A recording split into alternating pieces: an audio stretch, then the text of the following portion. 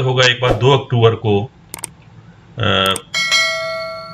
सरकार द्वारा ये घोषणा की गई कि हम अपने ऑफिस को और अपने जो प्रांगण है जहां हम रहते हैं उसको स्वच्छ रखने की कोशिश करें।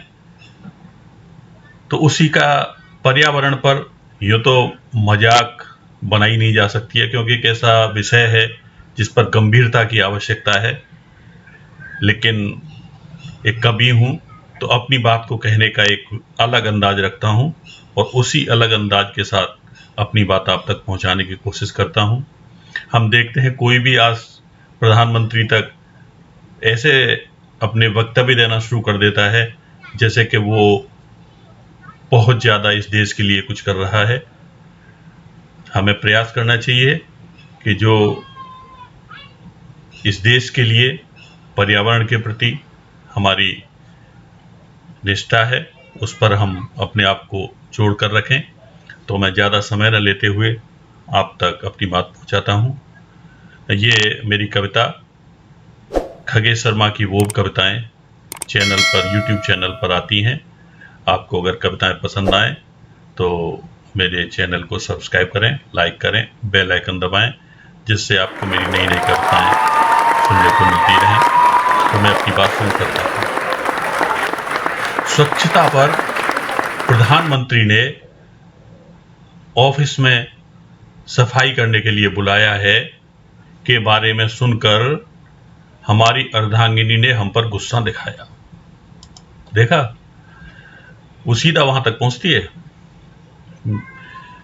स्वच्छता पर प्रधानमंत्री जी ने हमें अपने ऑफिस में सफाई के लिए बुलाया है के बारे में सुनकर हमारी अर्धांगिनी ने हम पर गुस्सा दिखाया और बेलन तानकर जबरदस्ती अपने सामने बिठाया और बेलन तानकर जबरदस्ती अपने सामने हमें बिठाया। बोली, देखो जी, चारों तरफ भरा भरा सा रहे, क्या यह उनको जमता नहीं? देखिए जी, चारों तरफ भरा भरा रहे, क्या यह प्रधानमंत्री जी को जमता नहीं? अगर हर ओर खाली खाली होगा तो वीरान नजर आएगा और प्रधानमंत्री साहब की क्या किसी और को भी नहीं भाएगा। अगर हर ओर खाली खाली होगा तो वीरान नजर आएगा, प्रधानमंत्री साहब की क्या किसी और को भी नहीं भाएगा। और चारों तरफ कचरा होगा तभी तो मेरे मेकअप पुते चेहरे पर लोगों का ध्यान जाएगा। अरे चारों तरफ कचरा होगा तभी तो मेरे मेकअप पुते चेहरे पर किसी का ध्यान जाएगा। और जब लोग मुझे देखेंगे तो आपको कितना मजा आएगा, और जब लोग मुझे देखेंगे तो आपको कितना मजा आएगा। अगर सब साफ हुआ तो मेरी सुंदरता का कंपैरिजन किससे होगा? उसका लॉजिक देखिए। अगर सब साफ हुआ तो मेरी सुंदरता का कंपैरिजन किससे होगा?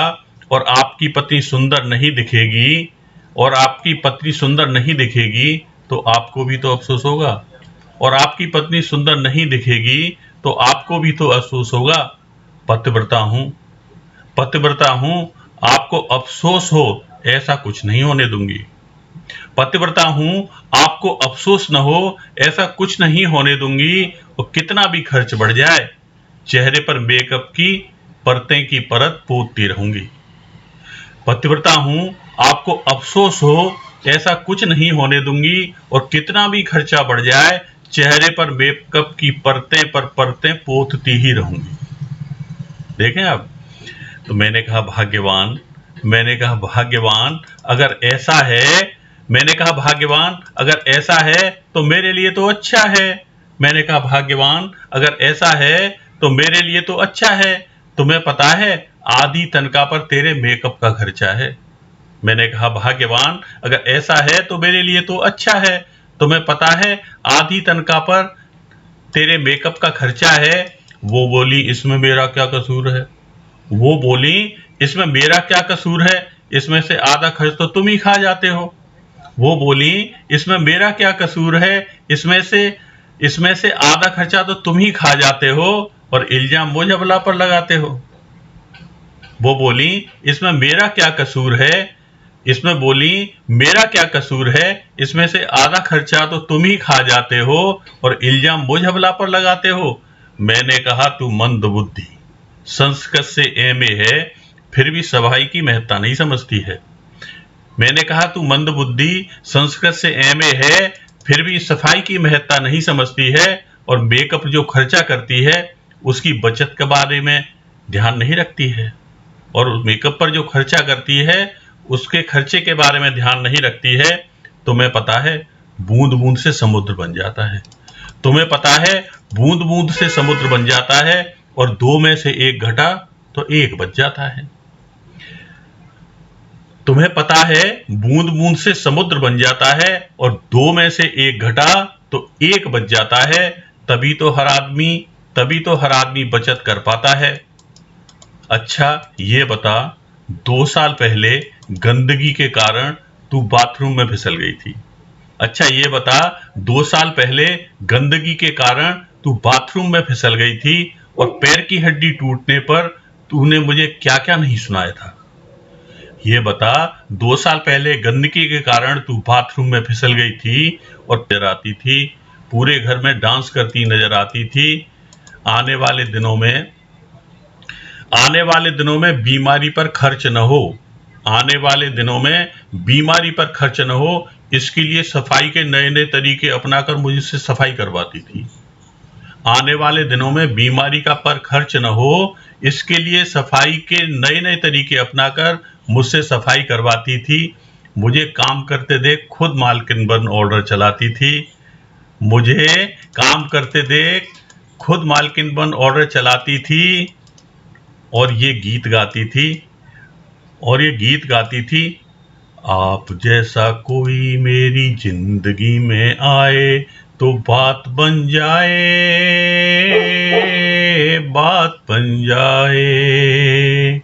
तुझे याद है सफाई करके बीमारी पर होने वाला खर्चा हमने बचाया था, जिसको इकट्ठा करके मैंने तुम्हारे लिए कान का झुमका बनाया था। झुमका पहनकर तेरे चेहरे पर मेकअप से ज्यादा खुशी दमकती थी।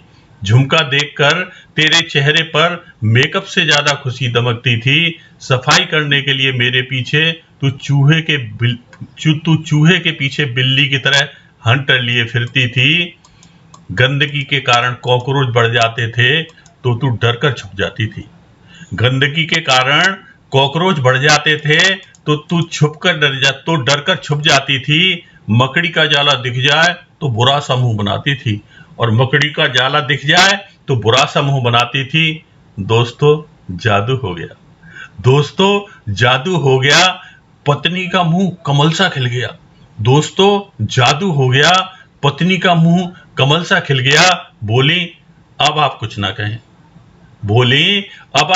कहें, मैं अपनी भूल पहचान गई हूं। और प्रधानमंत्री साहब पूरे देश और आसपास के क्षेत्र को साफ रखना अपना कर्तव्य मानते हैं, दिल से मान गई हूं। दोस्तों जादू हो गया, पत्नी का मुंह कमल सा खिल गया। बोली अब आप कुछ ना कहें, मैं अपनी भूल पहचान गई हूं। और प्रधानमंत्री साहब पूरे देश और आसपास के क्षेत्र को साफ रखना अपना कर्तव्य मानते हैं, दिल से मान गई हूं। तभी तो स्वच्छता पर इतना जोर दे रहे हैं, तथा स्वयं से शुरू कर आसपास की स्वच्छता से पर्यावरण सुधरेगा, ये सिद्ध कर रहे हैं। तभी तो स्वच्छता पर इतना जोर दे रहे हैं तथा स्वयं से शुरू कर आसपास की स्वच्छता से पर्यावरण सुधरेगा, ये सिद्ध कर रहे हैं। आप कितने अच्छे हो जी, मुझे स्वच्छता के बारे में ठीक से बताइए, मैं वह सब साथ मिलकर करवाऊंगी। आप कितने अच्छे हो जी, मुझे स्वच्छता के बारे में ठीक से बताइए, मैं वह सब साथ मिलकर करवाऊंगी। आप मुझे मंदबुद्धि कहते हैं, मैं आपको बुद्धिमान बनकर दिखाऊंगी। आप मुझको मंदबुद्धि कहते हैं, मैं आपको बुद्धिमान बनकर दिखाऊंगी। मैंने उन्हें समझाया, स्वच्छता के बारे में विस्तार से बताया। कूड़ा इधर उधर केवल नहीं डालना चाहिए, केवल कूड़ेदान में डालना चाहिए। कूड़ा इधर उधर नहीं, केवल कूड़ेदान में ही डालना चाहिए। और घर के अंदर व बाहर कूड़े का ढेर कदाप नहीं लगना चाहिए। इधर उधर नहीं, केवल कूड़ेदान में ही डालना चाहिए। घर के अंदर व बाहर कूड़े का ढेर कदाप नहीं लगना चाहिए। वॉश बेसिन को साफ रखने से सुगंधित माहौल बनता है। वॉश बेसिन को साफ रखने से घर में सुगंधित माहौल बनता है। बाथरूम एवं टॉयलेट को चमका कर रखने से पॉजिटिव वाइब रहता है। मच्छर पैदा न हो इसलिए पानी की सफाई करते रहनी चाहिए। मच्छर पैदा न हो इसलिए पानी की सफाई करते रहनी चाहिए। और पोंछा लगाओ तो साथ फिनाइल होनी चाहिए, और पोंछा लगाओ तो साथ फिनाइल होनी चाहिए।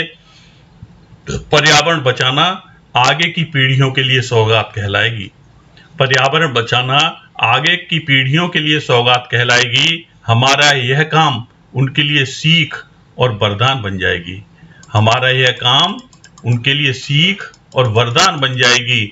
अरे पेट्रोल और डीजल गाड़ी में बेकार मत उड़ाओ। पेट्रोल और डीजल गाड़ी में बेकार मत उड़ाओ, और जरा सी काम को गाड़ी मत चलाओ। अब देखिए उसकी सीख देखिए, पेट्रोल और डीजल गाड़ी में बेकार मत उड़ाओ, जरा से काम के लिए गाड़ी मत चलाओ। ये उसकी समझ में आता जा रहा है जो मैं बोलते जा रहा हूँ। कुछ दूर जाना हो तो पैदल जाओ, और इसी बहाने अपनी सेहत भी बनाओ। पानी को बहुत किफायत से उपयोग करना चाहिए। पानी को बहुत किफायत से उपयोग करना चाहिए, और नाली में बिना बात उसको नहीं बहाना चाहिए, और नाली में उसको बिना बात नहीं बहाना चाहिए। यदि घर से बाहर या स्टॉप या पार्क या सड़क पर खाली पैकेट को भूल से भी इधर उधर फेंक दूं, अब मैंने उसे कहा स्टेशन, बस स्टॉप या पार्क, सड़क पर खाली पैकेट को भूल से भी इधर उधर फेंक दूं तो चंडी बनकर मुझे डांटो। पर्यावरण शुद्धता में योगदान बनकर उसे औरों में बांटो, और पर्यावरण शुद्धता में योगदान बनकर उसे औरों में बांटो। अरे आपने तो मेरी आंखें खोल दी। अरे आपने तो मेरी आंखें खोल दी। आपका एहसान मानती हूँ, और आप वाकई नंबर 1 हैं। आप वाकई नंबर 1 हैं, ये तो मैं बहुत पहले से जानती हूँ। धन्यवाद दोस्तों। ये एक मेरा नया प्रयोग था, आपके बीच इस कविता को मैंने रखा। ये अभी पर्यावरण दिवस गया है, ये कविता मेरी बनी हुई थी मेरे पास। मैं उस दिन इस स्थिति में नहीं था कि इसको रिकॉर्ड कर पाता, तो आज ये आपके सामने उसी पर्यावरण दिवस, आज उस दिन से ही नहीं, हम तो कह रहे हैं हर दिन पर्यावरण दिवस हम मनाएं, हर दिन स्वच्छता रखें। ये हमारी आगे की पीढ़ियों के लिए, ये वाकई उनके लिए आशीर्वाद होगा। तो इसी के साथ मैं इस कविता को विराम देता हूँ। आपको ये कविता मेरे चैनल खगेश शर्मा की वो कविताएं YouTube चैनल है मेरा, उस पर आप इसे देख सकते हैं। और आपको ये कविताएं पसंद आ रही हों तो मुझे सब्सक्राइब करें, लाइक करें और बेल आइकन दबाएं। बहुत बहुत आभार, बहुत बहुत धन्यवाद।